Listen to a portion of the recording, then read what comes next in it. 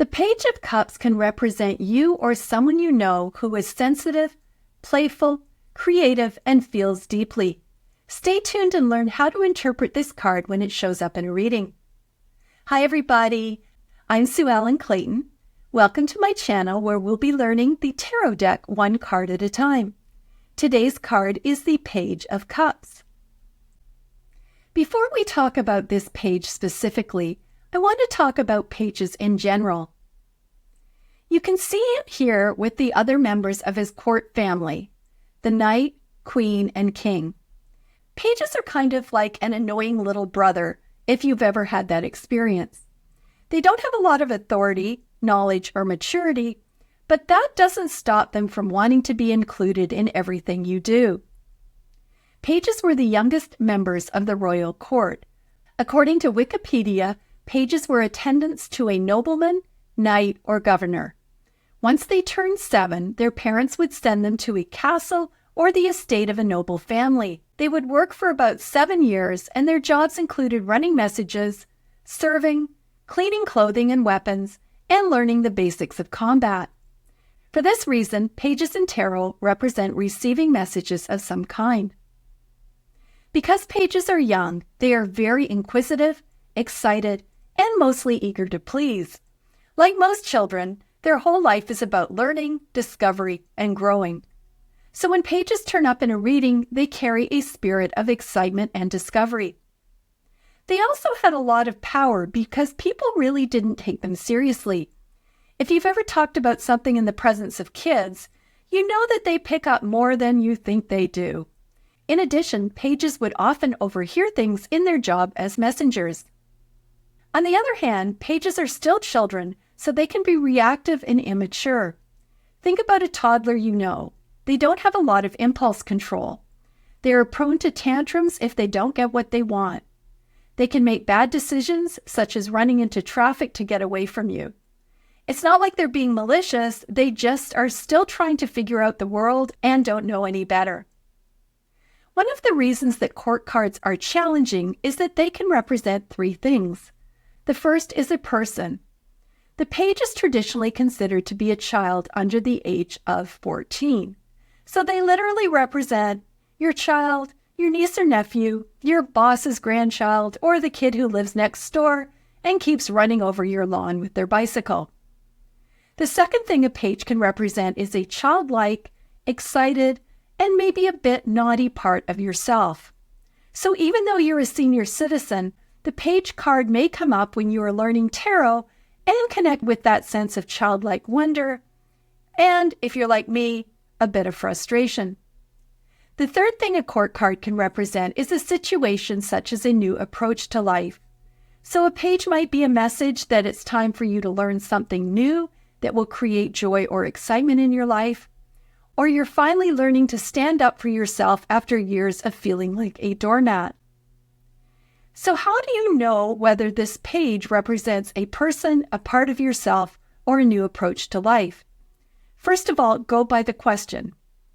If it still isn't clear, look at the surrounding cards and their position in a spread. Here's 2 other things to keep in mind when we discuss the court cards.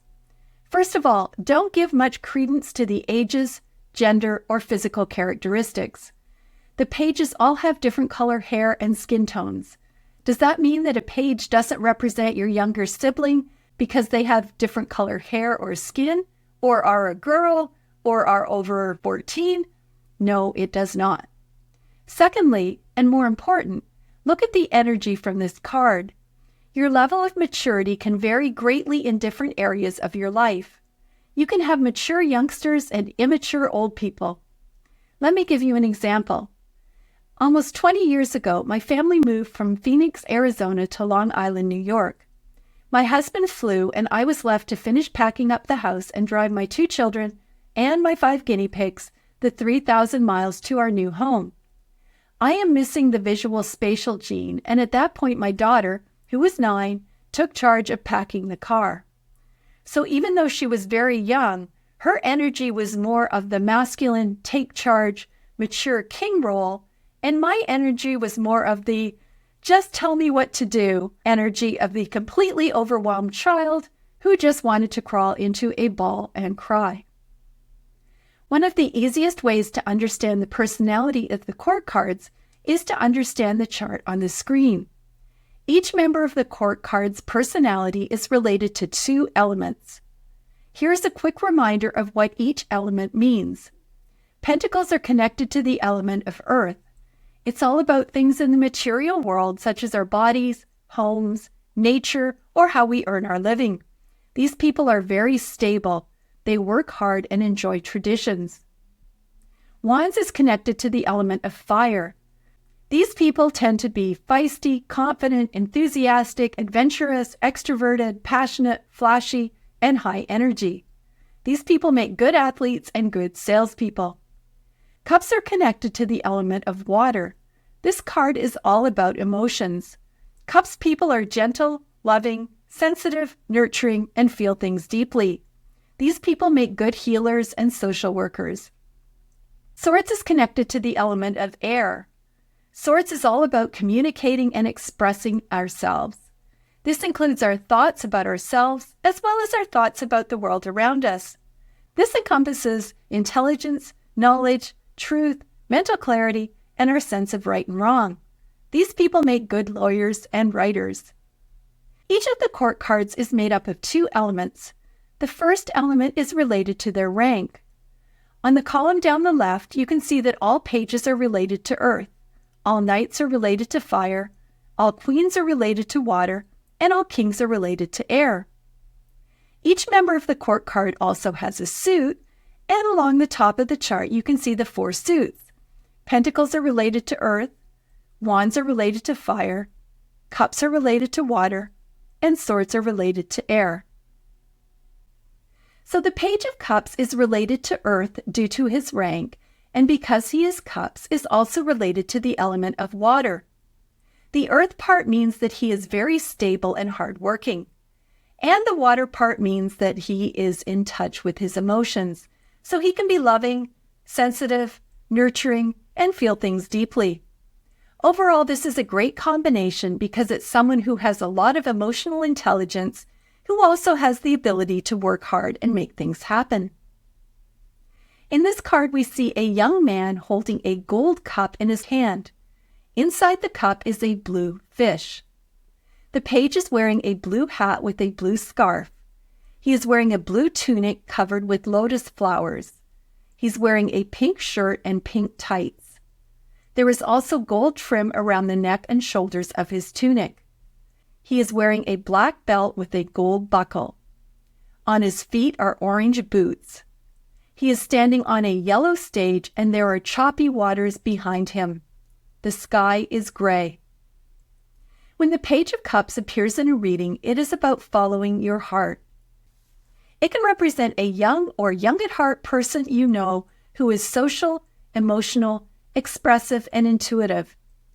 It can represent a part of yourself that is sensitive, playful, creative, and feels deeply. It can represent good news related to an emotional aspect of your life. It could be about a love interest, a family member, or anybody else. Let's talk about the symbolism in the Page of Cups. In this card, we see a young man holding a gold cup in his hand. Inside the cup is a blue fish. The fish can signify Christ and the miracle of the loaves and fishes. If you didn't spend your childhood in Sunday school, like I did, you can find this story in the Bible in John 6, verses 1 to 14. The story is that Jesus wanted to feed a crowd of 5,000 people, but all he had were 5 loaves of bread and 2 fish. Jesus thanks God for this gift and manages to feed everybody, and there were leftovers, so it was evident that Jesus could perform miracles. Jesus also referred to his disciples as fishers of men. Another link to Christianity is that water was used to baptize people, so people basically went into the water like fishes. Finally, the fish symbol was used as a symbol for persecuted Christians in the first centuries after Christ's death. Christians would use the fish to identify themselves and mark their meeting places. Note that the fish in a cup is very similar to the symbols we saw in the 7 of Cups. which leads me to a non-Christian interpretation of the fish. According to Sasha Graham in the complete book of the Rider-Waite-Smith Tarot, the fish represents naiads from Greek mythology, which are female spirits, also known as nymphs, that presided over fountains, wells, springs, brooks, and other bodies of fresh water. I did some research on naiads, and you can read about them in the description. They were worshipped and considered to have magical medicinal powers.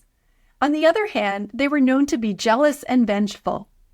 He looks like he's conversing with the fish, so it makes sense that it represents some kind of spirit. The page is wearing a blue hat with a blue scarf. This is the same type of hat that we saw in the Page of Pentacles. According to Sasha Graham in Llewellyn's complete book of the Rider-Waite-Smith Tarot, this hat is a Shakespearean-style roundlet. Here's how Britannica Encyclopedia defines it. A roundlet is a hat with a padded roll and separate shoulder cape sewn in place to one side and the liripipe to the other. Which brought me to the other word I didn't know, which was liripipe, and this is basically the tail of a hood or cloak. You can see a picture of a liripipe from 1432 on the screen. It was popular in the mid-14th to end of the 15th century and is currently used by academics. Sasha Graham points out that his clothing is based on that worn by men under the reign of Henry VIII and was meant to convey wealth and well-being. He is wearing a blue tunic covered with lotus flowers, so they definitely link with the suit of cups. These are the same flowers we saw in the Ace of Cups, except they are on golden stems. Sasha Graham also points out that lotus flowers were the golden dawn symbol for the suit of water. If you haven't heard of the Golden Dawn, it was a secret society devoted to the study of metaphysics that was founded in 1888 and heavily influenced the Rider-Waite-Smith Tarot deck. In Buddhism, lotus flowers represent purity and spiritual awakening. In Hinduism, the lotus represents beauty, fertility, and prosperity. For those of us in America, water lilies, which are very similar, symbolize birth, enlightenment, and resurrection. I can't tell the exact color of the lotus blossoms. I think they are red and orange. Red represents passion and the fact that energy is required. Orange also indicates a situation that requires action and intuition. The golden stems represent extravagance and imagination. Once again, I have relied on Pam Richards and her book Understanding Tarot for her insight into the clothing of the Page of Cups. The blue hat shows subconscious communication and faith. The blue scarf shows that his imagination flows easily into reality as it bypasses his logical brain and comes to rest on the emotional area of his heart. The extra fabric on the left side of his hat shows an excess of imagination. The dot at the center of his hat is in the same position as his third eye, which represents his psychic nature and spiritual connection. He's wearing a pink shirt and pink tights. These soft colors represent that he sees life through a soft lens. There is also gold trim around the neck and shoulders of his tunic. Like the gold stems on the flowers, gold shows extravagance and imagination. He has a black belt with a gold buckle. The black represents his potential, and the gold emphasizes that his potential is secured by conscious desire, so his dreams become real to him. On his feet are orange boots that show enthusiasm and contentment. Overall, his clothing looks very calm and playful. He is standing on a yellow stage. Yellow is the color of optimism and happiness. The stage indicates that he is in an important phase of his life. His back is to choppy waters, which represent emotions as if he can't face them. This makes sense because pages are young, and part of maturing is learning how to deal with your feelings. As I mentioned earlier, the page is a combination of the earth element and the water element. You can see the earth element because his feet are firmly planted on the stage, and you can see the water element in the waves behind him, his clothing, and the fish that has somehow taken up residence in his cup. The sky is gray, which represents uncertainty and mystery. At this point, his future is not known. When this card appears in an upright position, it can represent a person you know who is a child, childlike, or young at heart. Most often, this is someone who is creative and artistic. They are most likely a dreamer who is sensitive and romantic. It can represent somebody who is spiritual, intuitive, psychic, or able to trust their gut. It can represent someone who loves surprises and is a little unusual. They mostly have a great imagination. You can see this reflected in this card based on his dress and the fact that he's having an intense conversation with a fish.